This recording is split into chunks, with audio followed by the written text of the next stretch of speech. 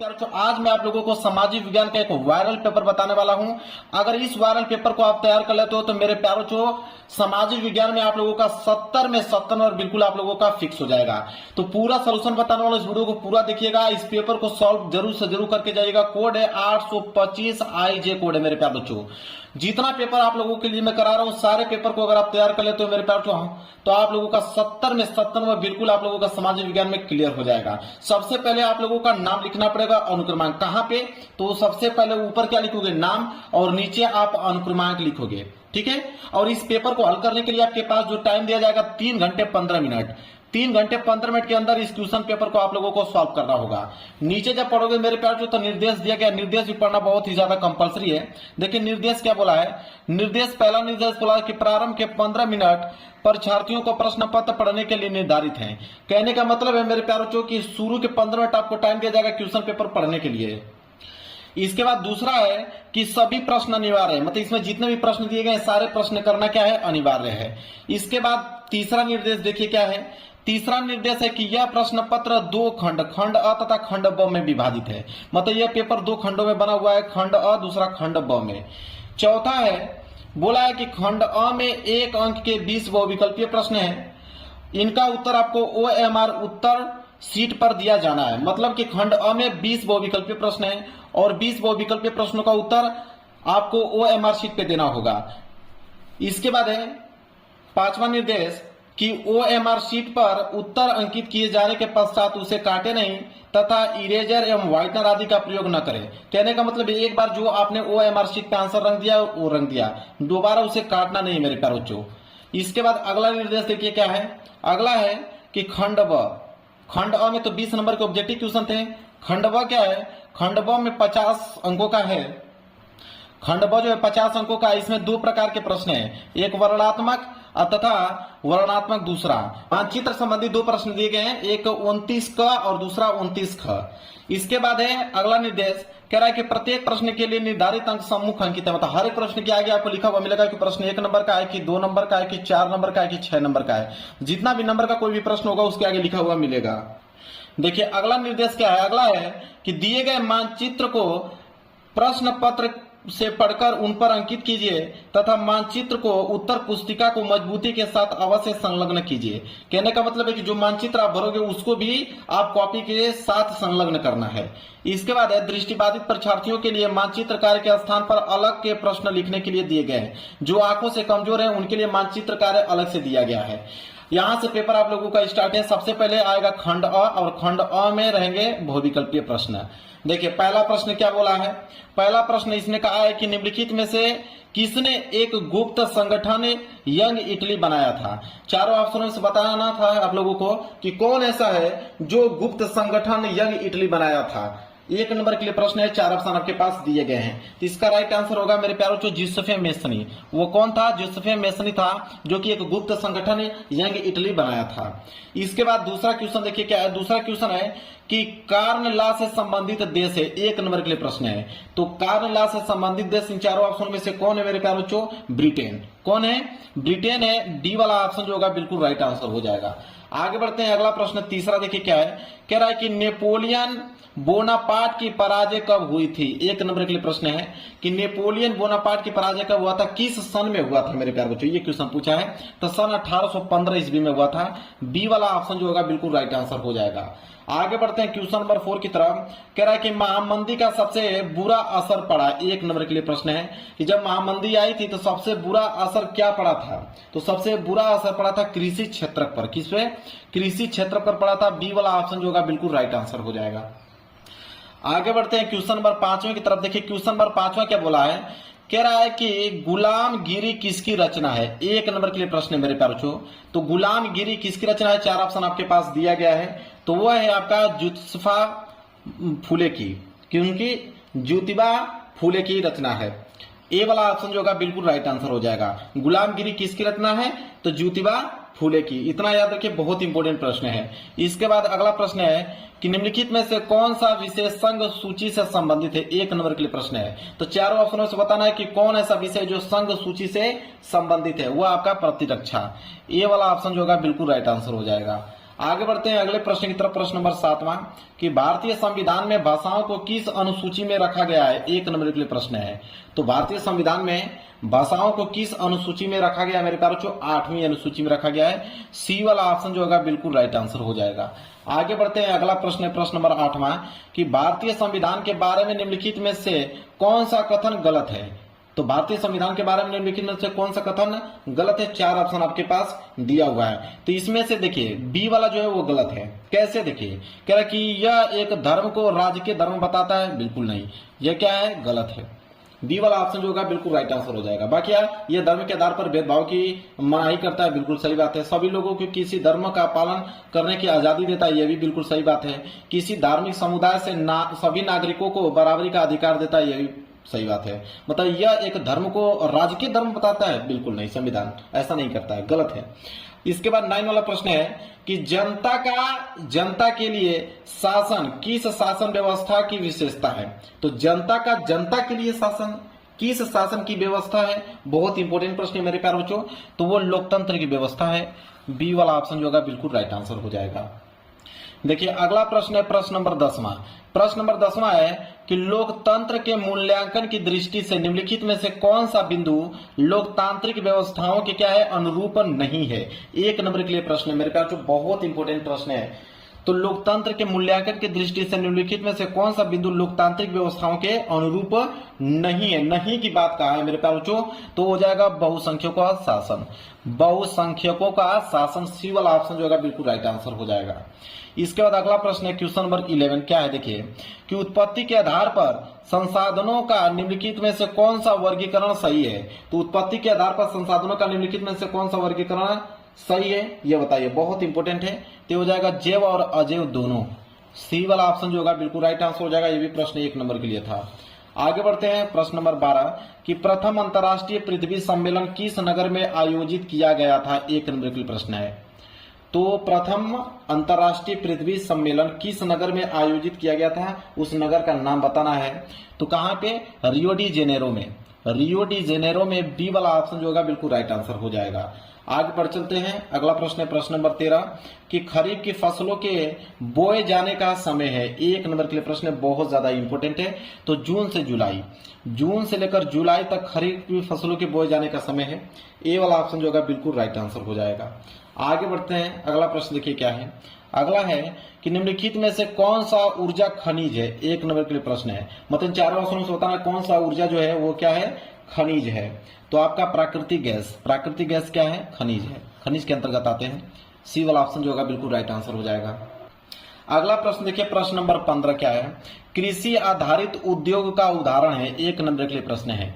तो कृषि आधारित उद्योग का उदाहरण इन 4 ऑप्शनों में से कौन है, तो है आपका सूती वस्त्र उद्योग। बी वाला ऑप्शन जो होगा बिल्कुल राइट आंसर हो जाएगा। 16वां प्रश्न है कि भारतीय रेल में रेल प्रखंडों की कुल संख्या है। तो भारतीय रेल में रेल प्रखंडों की टोटल संख्या कितनी मेरे प्यारे बच्चों, टोटल संख्या है 18। बी वाला ऑप्शन जो होगा बिल्कुल राइट आंसर हो जाएगा। आगे बढ़ते हैं प्रश्न नंबर 17 की तरफ। कह रहा है सूचना एवं संचार प्रौद्योगिकी का आर्थिक जो क्षेत्रक है वो कौन सा है। 1 नंबर के लिए प्रश्न है, सूचना एवं संचार प्रौद्योगिकी का आर्थिक क्षेत्रक पूछा है मेरे प्यारे बच्चों, तो आपका तृतीय क्षेत्रक है। सी वाला ऑप्शन जो होगा बिल्कुल राइट आंसर हो जाएगा। वहीं आगे बढ़ते हैं क्वेश्चन नंबर 18 की तरफ। उपभोक्ता सुरक्षा अधिनियम किस वर्ष पारित हुआ था। 1 नंबर के लिए प्रश्न है। तो उपभोक्ता सुरक्षा अधिनियम जो है किस वर्ष पारित हुआ था, तो सन वर्ष 1986 में दिया है। बिल्कुल बी वाला ऑप्शन जो होगा बिल्कुल राइट आंसर हो जाएगा। आगे बढ़ चलते हैं प्रश्न नंबर 19 की तरफ। कह रहा है कि किसी देश का विकास आधारित होता है। 1 नंबर के लिए प्रश्न है। तो किसी देश का जो विकास होता है किस पर आधारित होता है, तो देखिए प्रति व्यक्ति आय पर भी आधारित है, औसत साक्षरता दर पर भी, लोगों की स्वास्थ्य स्थिति पर, मतलब ये सभी। डी वाला ऑप्शन जो होगा बिल्कुल राइट आंसर हो जाएगा। 20वां प्रश्न देखिए क्या है, मनरेगा कार्यक्रम किस वर्ष प्रारंभ हुआ। 1 नंबर के लिए प्रश्न है। तो मनरेगा कार्यक्रम किस वर्ष प्रारंभ हुआ था मेरे प्यारे बच्चों, तो इसका राइट आंसर हो जाएगा सन 2005 में, वर्ष 2005 में। सी वाला ऑप्शन जो होगा बिल्कुल राइट आंसर हो जाएगा। तो ये आपका मेरे प्यारे बच्चों ऑब्जेक्टिव क्वेश्चन था। 20 के 20 ऑब्जेक्टिव क्वेश्चन मैंने यहाँ पे बता दिया। यहां से स्टार्ट हो रहा है आप लोगों का खंड ब। खंड ब में सबसे पहले वर्णनात्मक फर्स्ट आएगा। वर्णनात्मक फर्स्ट में इतिहास और भूगोल से क्वेश्चन रहेंगे, ठीक है। इसके बाद वर्णनात्मक सेकेंड में आपके नागरिक शास्त्र और अर्थशास्त्र के प्रश्न रहेंगे। तो देखिए प्रश्न नंबर 20वां के बाद आएगा 21वां। कह रहा है कि प्रथम विश्व युद्ध के समय भारत का औद्योगिक उत्पादन क्यों बढ़ा। 4 नंबर के लिए प्रश्न है, बहुत प्रश्न ज्यादा इंपोर्टेंट है मेरे प्यारों। कह रहा है कि प्रथम विश्व युद्ध जब हुआ था तो उस समय भारत का औद्योगिक उत्पादन क्यों बढ़ा। इसके बाद कह रहा है कि अगर ये प्रश्न नहीं करना चाहते हो तो कोई दिक्कत नहीं, अथवा करके दिया है कि G77 देशों से आप क्या समझते हैं। ये भी प्रश्न बहुत ही ज्यादा इंपॉर्टेंट है। तो 4 नंबर के लिए भी प्रश्न है, दोनों में से कोई एक ही प्रश्न आपको एग्जाम में करना, इतना याद रखिएगा, दोनों ही इंपॉर्टेंट है। क्वेश्चन नंबर 12 देखिए क्या है, लोकतंत्र शासन की अन्य व्यवस्थाओं से बेहतर है, स्पष्ट कीजिए। कह रहा है कि जो लोकतंत्र शासन होता है वो अन्य व्यवस्थाओं से कैसे बेहतर होता है, उसको आपको डिटेल में बताना है, स्पष्ट करना है। 4 नंबर के लिए प्रश्न है। अगर ये प्रश्न नहीं करना चाहते हो तो अथवा करके दिया है कि लोकतंत्र किस प्रकार उत्तरदायी, जिम्मेवार और वैध सरकार का गठन करता है। यह भी 4 नंबर का लिए ही है। तो दोनों में से कोई एक आप कर लीजिएगा जो भी आपको याद होगा। क्वेश्चन नंबर 23 देखिए क्या है, वैश्वीकरण से आप क्या समझते हैं, भारतीय उद्योगों पर इसके प्रभाव का उल्लेख कीजिए। यह प्रश्न बहुत ज्यादा इंपोर्टेंट है, वैश्वीकरण। तो वैश्वीकरण से आप क्या समझते हैं और भारतीय उद्योगों पर इसके प्रभाव भी आपको बताने हैं। अगर ये प्रश्न नहीं आता, देखिए ये भी प्रश्न 4 नंबर के लिए। प्रश्न नहीं अगर आपको आता है तो अथवा करके प्रश्न दिया है और कि भारत में रेल परिवहन के विकास पर प्रकाश डालिए। 4 नंबर के लिए भी प्रश्न है। तो दोनों में से कोई एक करोगे, 4 नंबर आपको दिया जाएगा। अब आएगा क्वेश्चन नंबर 24 कि मृदा अपरदन को रोकने के कोई 2 उपाय सुझाइए। 4 नंबर मिलेगा। 2 नंबर तो मृदा अपरदन पे मिलेगा, 2 नंबर उसके रोकने के उपाय पे मिलेगा। तो 4 नंबर मिल जाएगा। अगर ये प्रश्न नहीं करना चाहते हो तो अथवा करके प्रश्न दिया है कि चतुर्थक क्षेत्रक अन्य क्षेत्रकों से कैसे अलग है, 2 उदाहरणों सहित इनकी क्या करना है, आपको व्याख्या करना है। ये भी प्रश्न बहुत ज्यादा इंपोर्टेंट है। ये भी 4 नंबर के लिए प्रश्न है। तो दोनों में से कोई एक प्रश्न कर लीजिएगा। अब है आप लोगों का वर्णनात्मक दूसरा वर्णनात्मक, जिसमें बोला कि निम्नलिखित प्रश्नों के उत्तर लगभग 150 शब्दों में दीजिए। तो 150 शब्दों में मेरे प्यारों देना है इसका उत्तर, जिसमें से प्रश्न नंबर 25वां है कि सत्याग्रह का क्या अभिप्राय है, सत्याग्रह के संबंध में महात्मा गांधी के क्या विचार थे, यह बताना है। 6 नंबर आप लोगों को मिलेगा, ठीक है। 6 नंबर आप लोगों को मिलेगा। देखिए वर्णनात्मक दूसरा में आप लोगों के 6 नंबर वाले प्रश्न देखने को मिलेंगे, दीर्घोत्तरीय प्रश्न देखने को मिलेगा। अगर ये प्रश्न नहीं आ रहा है तो अथवा करके दिया है कि भारत में राष्ट्रवाद के उदय के प्रमुख कारणों की क्या कीजिए, व्याख्या कीजिए। 6 नंबर इसमें मिलेगा। तो दोनों में से कोई एक प्रश्न है मेरे प्यारों, जो आप लोगों को करना है। 6 नंबर आपको दिया जाएगा। 26 है कि भारत की संघीय शासन व्यवस्था की विशिष्टताओं का वर्णन कीजिए। 6 नंबर के लिए प्रश्न है कि भारत की संघीय शासन व्यवस्था की विशिष्टताओं का वर्णन करना है। अगर यह प्रश्न नहीं आता है तो अथवा करके दिया है कि भारत एक पंथ निरपेक्ष देश है, किन्हीं 3 प्रावधानों के आधार पर इसे क्या करना है, स्पष्ट कीजिए। यह भी आप लोगों का 6 नंबर है, ठीक है। तो मेरे प्यारे बच्चों, या तो ऊपर वाला कीजिए या तो नीचे कीजिए, दोनों में से कोई एक करोगे, 6 नंबर मिल जाएगा आपको। प्रश्न नंबर 27 देखिए क्या है। प्रश्न नंबर 27 है कि भारतीय वनों के आर्थिक महत्व को स्पष्ट कीजिए। 6 नंबर। अगर ये प्रश्न नहीं आता है तो अथवा करके दिया है कि भारत में खनिज तेल, जिसे पेट्रोलियम कहते हैं, उत्पादन एवं वितरण का क्या करना है, वर्णन करना है। ये भी आपको 3-3 मिला के 6 नंबर आपको मिलेगा। इसके बाद प्रश्न नंबर 28 कि आर्थिक विकास में ऋण की भूमिका का विश्लेषण कीजिए। 6 नंबर आपको मिलेगा। अगर ये प्रश्न नहीं करना चाहते हो तो अथवा करके दिया है कि भारत में उपभोक्ता आंदोलन का परिचय दीजिए। 6 नंबर इसमें मिलेगा। तो दोनों में से कोई एक करना है आप लोगों को। पूरा बता रहा हूं मेरे पास, इसका सोल्यूशन आप लोगों को लिख कर याद कर लेना है। अगर इसका सोल्यूशन चाहिए तो कमेंट कीजिएगा, मैं इसका पूरा सोल्यूशन भी आप लोगों को बता दूंगा। अब यहां से आएगा मानचित्र संबंधी प्रश्न। मानचित्र संबंधी प्रश्न स्टार्ट है आपका प्रश्न नंबर 29। प्रश्न नंबर 29 का क दिया है कि निम्नलिखित स्थानों को भारत के दिए गए रेखा मानचित्र पर, ठीक है, आपको दर्शाना है। बोला है कि इस चिन्ह द्वारा नाम सही दर्शाइए और सही नाम तथा सही अंकन पे आधे आधे अंक निर्धारित हैं। मेरे प्यारे बच्चों कह रहे हैं यहाँ पे कि 29 के क में आपको नाम सही दर्शाना है, नाम भी लिखना है और इस चिन्ह से आप लोगों को दर्शाना है। देखिए प्रश्न नंबर पहला क्या बोला है। प्रश्न नंबर पहला यहाँ पे है कि वह स्थान जहां भारतीय राष्ट्रीय कांग्रेस का अधिवेशन सितंबर 1920 में हुआ। तो वह स्थान आपको बताना है जहां जो भारतीय राष्ट्रीय कांग्रेस का अधिवेशन हुआ, वो भी कौन सा, सितंबर 1920 वाला। कहां पे हुआ था मेरे प्यारे बच्चों, तो यह हुआ था कलकत्ता में।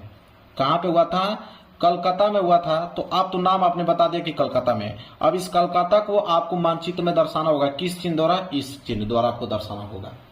इसके बाद दूसरा प्रश्न है कि वह जनपद जहां जलियांवाला बाग की घटना घटी थी, ठीक है, मतलब वह जनपद, वह जिला बताइए जहां जलियांवाला बाग की घटना घटी थी मेरे प्यारों, बहुत इंपॉर्टेंट है, अमृतसर में। कहां पे? अमृतसर में घटा था जलियांवाला बाग का कांड, तो लिखेंगे अमृतसर, ठीक है। इसके बाद आपको मानचित्र पे दर्शाना होगा इस चिन्ह द्वारा कि अमृतसर कहां पे है, किस लोकेशन पे है। इसके बाद तीसरा है वह स्थान जहां नील की खेती करने वाले किसानों का आंदोलन हुआ था। एक नंबर के लिए, आधे नंबर के लिए प्रश्न उसके सही नाम पे होगा और आधे अंक मिलेगा आपको उसके सही लोकेशन पे। तो नील का खेती कहां पे हुआ था मेरे प्यारों? चंपारण में, ठीक है। नील की खेती का आंदोलन गांधी जी ने किया था चंपारण में, ठीक है। इसके बाद अगला प्रश्न देखिए क्या है। अगला है कि वह स्थान जहां सूती मिल श्रमिकों का सत्याग्रह किया था। तो सूती मिल जो श्रमिकों का सत्याग्रह किस स्थान पर किया था? तो अहमदाबाद में किया था। तो यहाँ पे मैं लिख देता हूं अहमदाबाद। अहमदाबाद में क्या था? इसका लोकेशन जब आप बताओगे इस चिन्ह द्वारा। जब बच्चे कहते हैं मैथ्स समझ में नहीं आता है तो दिल टूट जाता है ना, कितना भी मेहनत कर ले बेस्ट मार्क्स नहीं ले इस चिन्ह द्वारा, तो आधा अंक वहां पे मिल जाएगा आपको।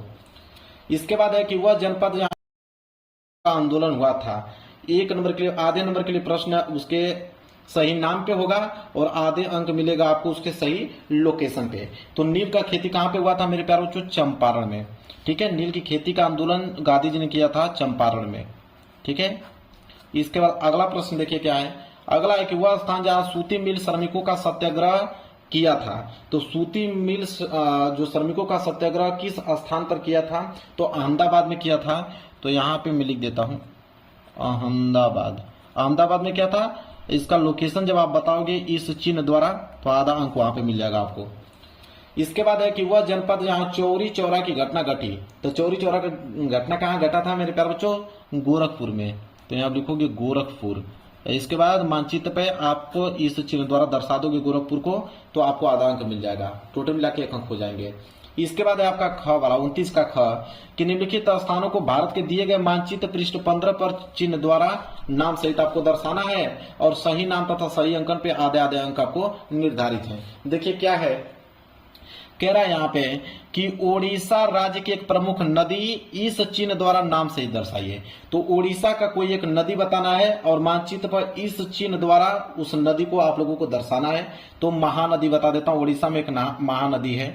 तो महानदी को आप इस चिन्ह द्वारा मानचित्र पर दर्शा दीजिएगा, इस चिन्ह द्वारा आपको नंबर मिल जाएगा। इसके बाद मध्य प्रदेश का राजधानी नगर इस चिन्ह द्वारा नाम सहित। तो मध्य प्रदेश का राजधानी कहाँ है? भोपाल। मध्य प्रदेश की राजधानी क्या है? भोपाल। तो भोपाल लिखकर और इस चिन्ह द्वारा, जो चिन्ह दिया है इस चिन्ह द्वारा मानचित्र पे अगर आप दर्शा देते हो तो आधे अंक वहां से मिल जाएंगे, आधे अंक यहाँ से, 1 अंक हो जाएगा आपका।